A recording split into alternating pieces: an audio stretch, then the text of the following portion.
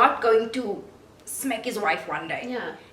And or just make unnecessary advances on women when they are yes, uncomfortable. catcalling. Yes. I hate that. Richard and I actually had a conversation about that the other day. And like how you can do the best that you can, and you can give him all the tools in life to be a normal person. But what happens if they just flip the switch and then what? I saw something on TikTok the other day, and I don't know who it was, so I can't give the credit. Like, sorry to whoever this guy was. They made such a nice analogy, and I shared it with Talmain, and I told him. So on that also, like, Talmain and I have a very good relationship, and we also like a very united front, and you know, we love each other, and Demi sees that love. So I hope that from having a daughter's perspective, that she will find a man that loves me and shows as much love as Talmain does. But the analogy that I saw was, look at a child as growing a tree. You can give them sunlight. All you have to do is give them sunlight, give them water, create an environment that nurtures them to the best of their ability. But you don't know what fruit it's going to yield, and you cannot control that.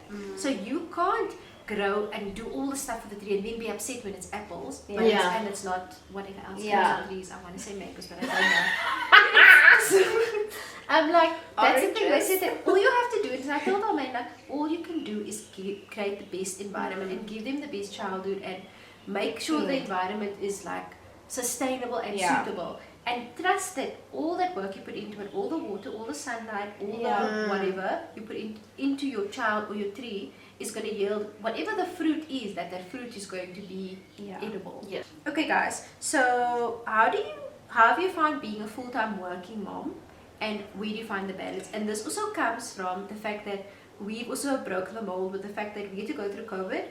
Some of us with small babies, some of us with toddlers, and we had no contact with people, and we were stuck in the house with these creatures.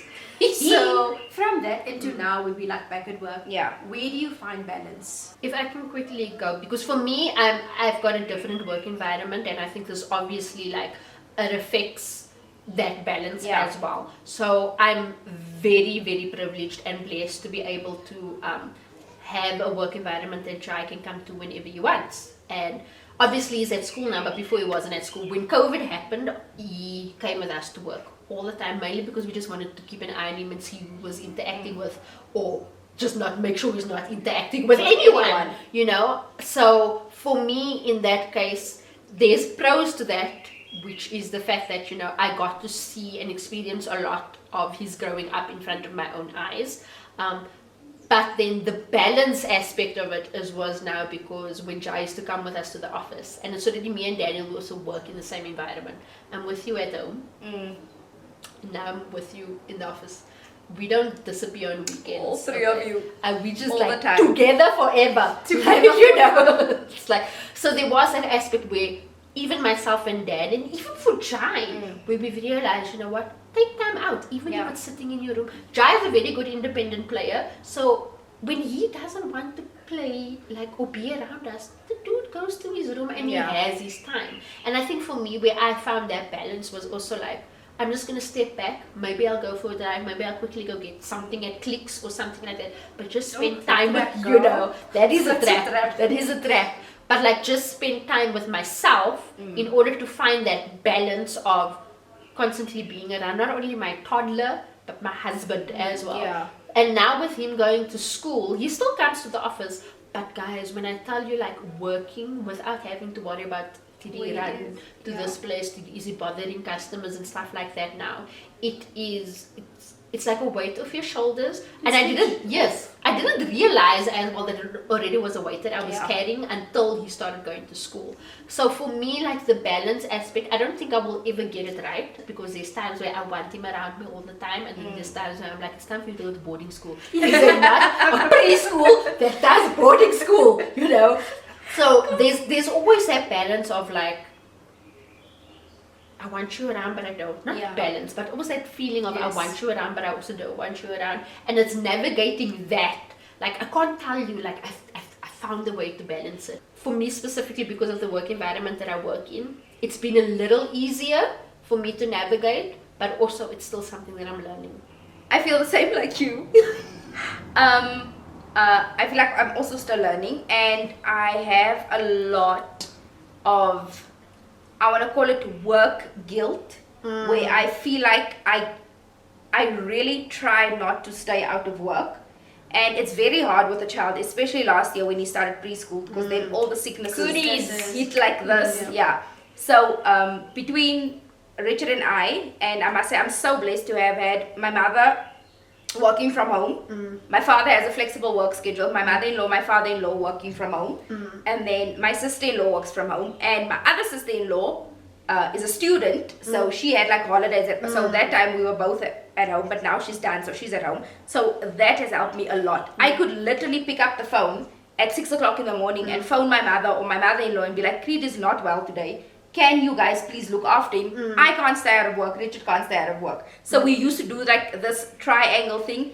Richard would stay out the first time it happens. The second time it happens, you'll be in the shower and be like, okay, I must stay at home with him today. You stay the last time. Yes. And if that's not an option, I can pick up the phone and be like, can you guys please look after him? So that has been really helpful in the whole working situation. And I think you learn to find balance in every new situation, because every situation is different and you don't know how to handle it. As soon as you get there, you'll find what works for you, what doesn't work for you.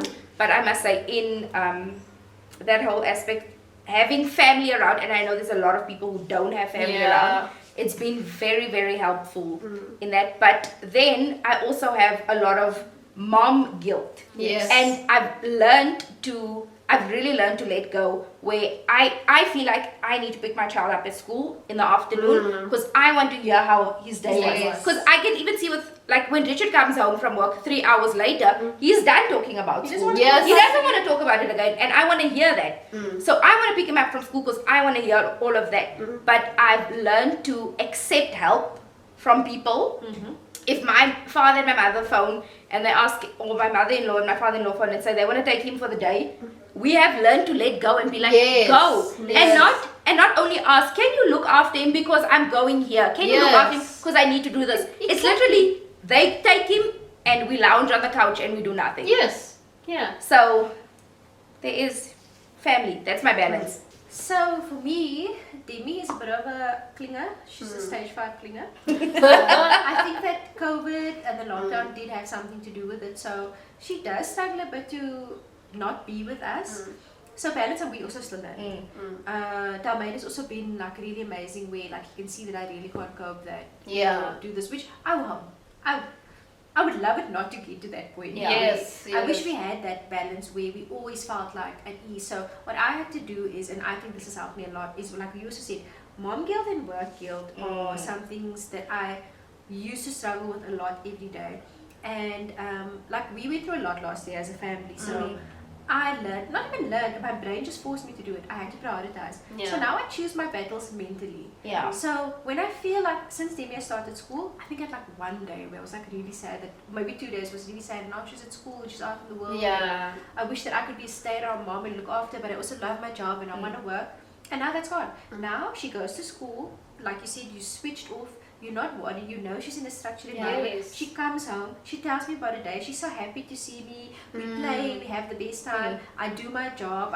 And for me, that's the balance. Like, I'm also still learning. Like, I can't say like, oh my god, every second weekend I lay on the pool and do nothing. So I find like little moments in between, and also I try and take those 10 to 20 minute sometimes bathroom breaks where I can just sit and breathe and try and like regulate my emotions in my mind.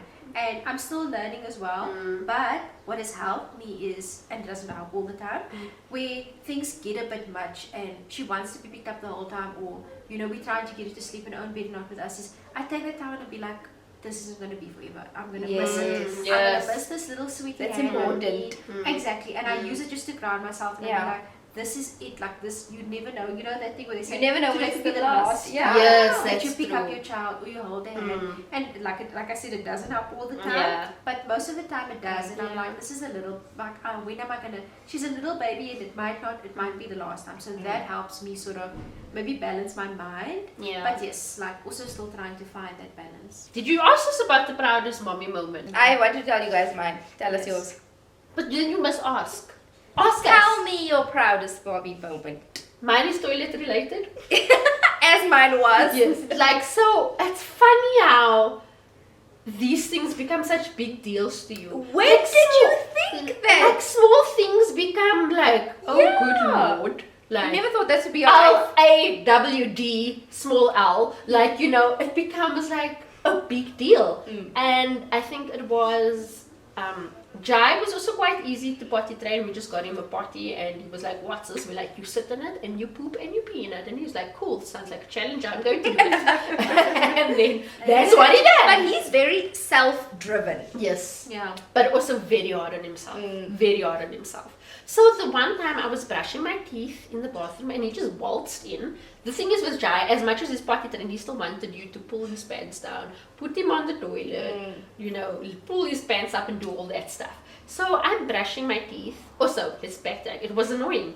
Like, do we not... Do I not have privacy? Can you not do this by yourself? You know, like, you're a strong, independent boy. You can do it on your own. And then I'm brushing my teeth, minding my own business. He walks past me, opens the toilet, pulls his pants down to his ankles, pulls his undies down to his ankles, and I'm like, you know, looking, because I'm not going to react, and I'm like looking, and he gets on the toilet, he pees. This is all being done in complete silence, like we're not talking to each other, and he wheezes, and then he like closes, and he flushes, and then he pulls up his pants, gave himself the most horrible wedgie I've ever seen in my life, you know, and then he pulls up his shorts as well, and he leaves, and I was like, the tears is like falling down my face, and I'm like, You see, like I'm not even, I'm brushing gums at you this didn't point know because that was the I, last time you you know, were gonna put yes, and I'm just like, he done it, guys. Like I was so proud of him in that moment also, and it's also I think what the emotional aspect is. It is the proudness for your child, but it's also like. This is an aspect he just doesn't need me in. He's not going to need me in So this, it's you proud know. and it's a sadness. So it's like bittersweet, like you Bittersweet. said. So That's the weird, but like mine was very much toilet related. That was a proud mommy moment. Obviously, there's going to be more, but like for me, that left an impact on me because I'm like, this kid, man. What is your proudest mommy moment? My proudest moment, I think I struggled with this. I'm struggling with this question. I would say this far, I would definitely say it was how quickly Demi settled into school. I expected like at least a couple of weeks, but it was like 2 days. She loves it and she's learning so much. So far for me, that's the proudest period. But that is also, I think, like we tend to like try to downplay what we consider like, big deals. Yes. And I think that is a big deal because we also like you've spoken to me and Terrell about it as well, and you just explained that Demi is also a clinger. So in order for her to make that big adjustment in such a short amount of time, that is also I had a big deal. lot of anxiety about it, and it was really. And maybe you're right, I downplayed it. Like when it happened, I was like, cool, whatever. But actually, it was like, if it didn't happen, it would have been a disaster. Yes, So- exactly. So it's actually really a big deal. So my question, and it's the last question, is like, what would you do differently, knowing what you know now, to pass pregnant you? Firstly, can we ignore the grammatical errors that have occurred? Okay, in this question, it was sent at 9 o'clock in the morning. I'm not fully awake that time. Okay, I'm not a functioning human in want society. your life. I've been away for 3 days. No, guys, like I am already at the office and working, but it doesn't mean I'm fully awake, guys. I'm with you. It doesn't mean I'm fully awake. So, like, from your experiences, obviously that you know now, and I'm not saying this as now you're gonna have a second child. Yes. If What you would were you do? now pregnant, but you like envisioned You and know what you had know now. that epiphany, and you've seen years with Creed and years with Demi, knowing what you know now, would you do anything differently? And what would it be that you'd do differently? I wouldn't do anything differently. Damn you, Tara. Nothing. I really wouldn't. I've thought about this a lot actually. Like, what if we did this? Would it have been better? If I had this, would it have been better? I wouldn't change anything. The struggle of I'm telling you, the first 3 months was literally a blur. I want to say the first month was more of a blur to me. All I remember about the first month of Creed being born is the pictures that I see. Yes. I can't tell you that I remember anything. The first 3 months are a bit better, but it flew by. It was a blur. But I want to say that the skills and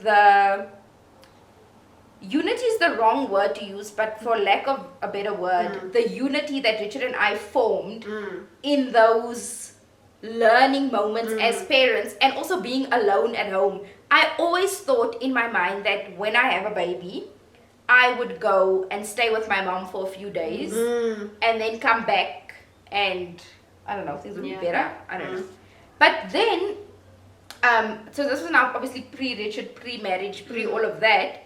And then knowing my husband and knowing what he's capable of and knowing how we work together as, and you don't know how you're going to work together as a unit until you have that baby, and knowing his personality and seeing how he was in the pregnancy, I just immediately knew I can't go and stay by my mother. Like, he would be uncomfortable in that situation, and it's also his child, and I don't want to make him feel excluded, because now obviously you're going to be relying on your mother to help you with everything instead of relying on him to help you with everything.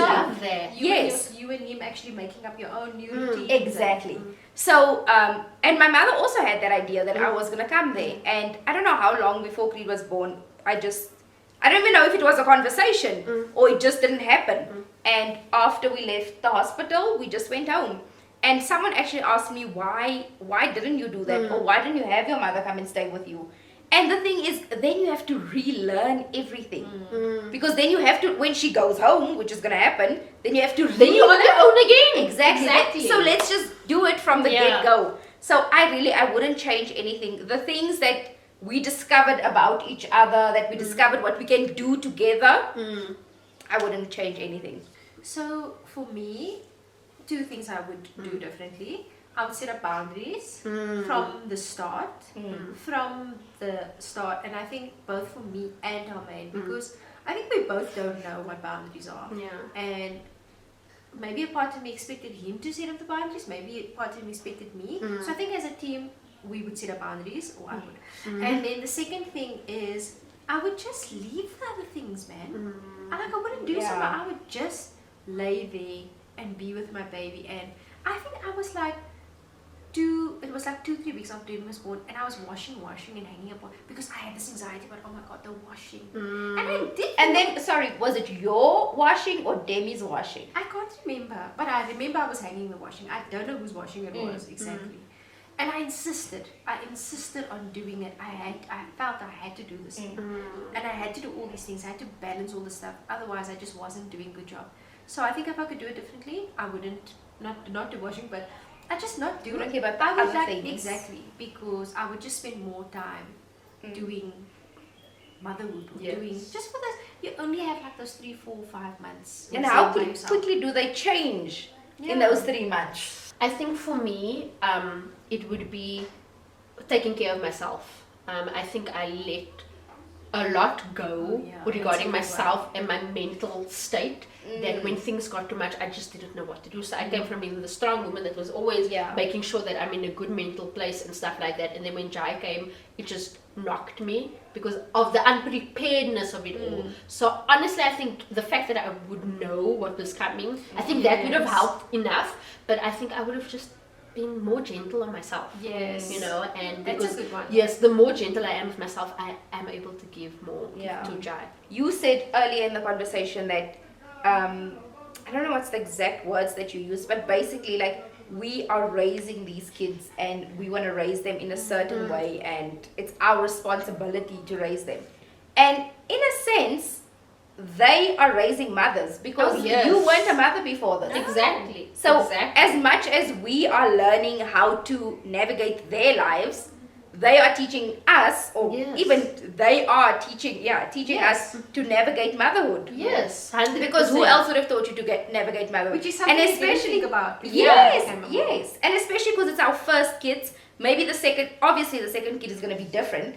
But with the first kids, you guys are growing up together. Yes. You're learning all these new things together. I think on that note, like, I appreciate the fact that you guys actually came and spoke about these things, because it's important that people understand, and especially women, because we tend to be harder on ourselves, that it's okay to talk about these things. It's okay to complain about it.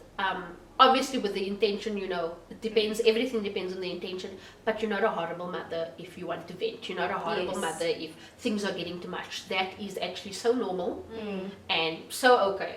So I also appreciate the fact that you guys opened up and like allowed even other people, whoever, to like be testimony to what it is that goes around in motherhood. And obviously we know that every person's experience is different, but it's nice to just have people to relate to at this stage. So thank you guys, and I think on that note we're just going to end the video, mainly because we want to eat the food, but also because the battery is flat. Thank you for having us. Yeah, it was fun. Welcome to my talk show. Oh, thank you. And also thank you. We couldn't have been the mothers that we are without our husbands, who are now looking after the little babies. Yes. So thank you guys. Thank you guys for keeping Y'all are the real ones. Thanks, Daniel, for the food.